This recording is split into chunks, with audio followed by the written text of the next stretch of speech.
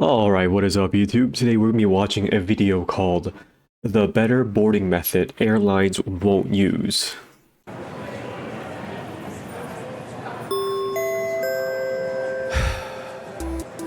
What's the fastest way to board an airplane? I mean, you can't just throw open the gates like funneling cattle into a chute. That's not for us. It feels like it sometimes. After all. So let's put our monkey brains to work to tackle this queue, which is what boarding groups do. Prioritize plainly packing primates precisely. Primarily. Okay, we have a suggestion. Pour people into the plane back to front. This is an intuitive solution to fill a cylinder. But there's almost a law of the universe that solutions which are the first thing you'd think of and look sensible and are easy to implement are often terrible, ineffective solutions once implemented will drag on civilization forever. Cough, voting systems, cough.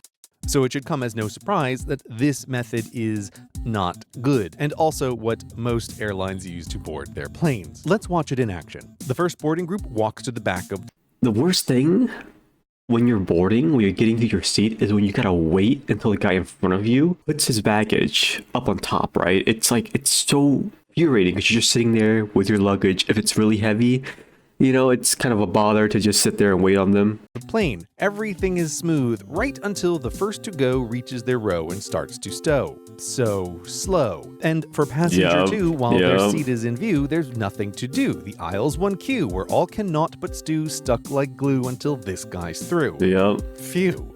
It's bag. And if you're the one that's putting your luggage away, you feel pressured to be quick about it because there's a bunch of people behind you just fucking waiting on you.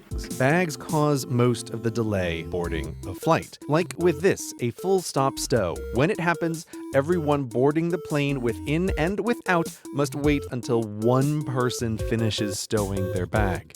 Can you feel it? The aggregate lost seconds of human life piling up like a bounty for very a inefficient. labor. Of course you can. You can feel it with every bag.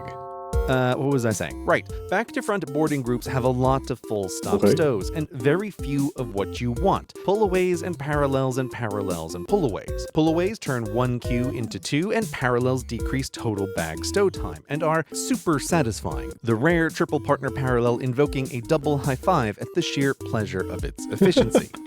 But loading back to front lets few of these happen. Now, say you weren't just not good at designing boarding groups, but you were malicious and wanted to maximize the amount of human life wasted on a flight. What would you do?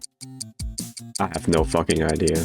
Not back to front, but front to back. The smaller the boarding group, the better. This makes almost every tedious shuffle forward result in a full stop stow because most of the line waits by rows already full or outside the plane. Look familiar?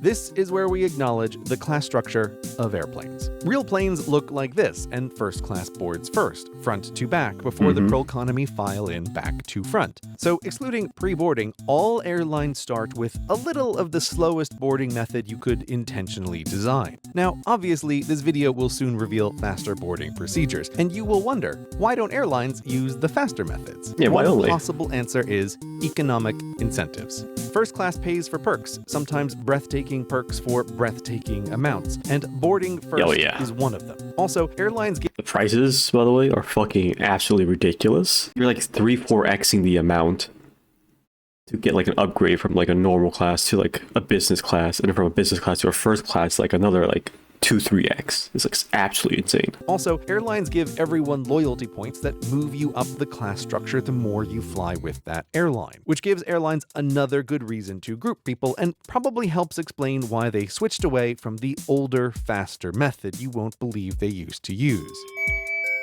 Hey everyone, plane's here. Go ahead.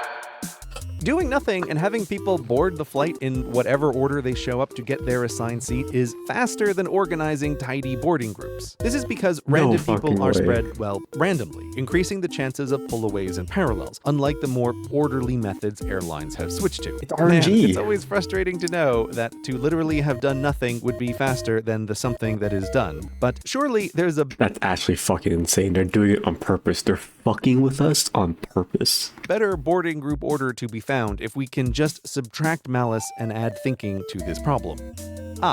3 groups: window, middle, aisle, in that order. This is really the same as doing random thrice, one for each column of the craft, but the reason it's a smidge faster is because it eliminates the other source of boarding delay: seat shuffles. When people board randomly, seat shuffling is going to happen a bunch, and when people spill into the aisle, it slows. Oh, dude, yes, seat shuffling is like so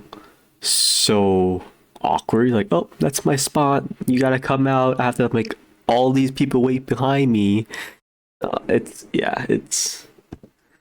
annoying. It's not a nice experience. When people spill into the aisle, it slows the queue. Ordering everyone by window, middle, aisle ensures a seat shuffle will never happen. This seems like it should be a big improvement, but when you simulate boarding an aircraft with a ton of real math, rather than just animating it in a dramatically simplified fashion, or do actual experiments, the seat shuffle just isn't a big deal compared to bag stowage. People wrangling their one bag that won't possibly fit, or trying to get on board with 3 bags because they don't think the rules should apply to them, who then also fiddle around with getting their... Oh yeah, they gotta get their shit out, man, before they like go sit down. Dude, I always prepare what I want to have it in my hand before I get to my seating, right? Get to the part where I put my luggage away.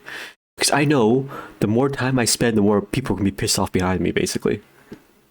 Those kinds of delays count for much more. So window, middle, aisle is maybe a smidge faster than random, which is good, and some airlines use this method, which gets their planes turned around faster than back to front, while still giving them boarding groups to play games with. The vast majority of airlines use either back to front or window, middle, aisle, so keep an eye out next time you're boarding a flight for which is happening to you. But can we go farther? Leaving the real world with its class systems and people and untidiness and smells, ascending to the platonic plane of physics, where cows are spheres and people cellular automaton who will execute instructions perfectly. Here in the Celestia, what is the theoretically fastest way to board a plane? On this level, here is what's possible.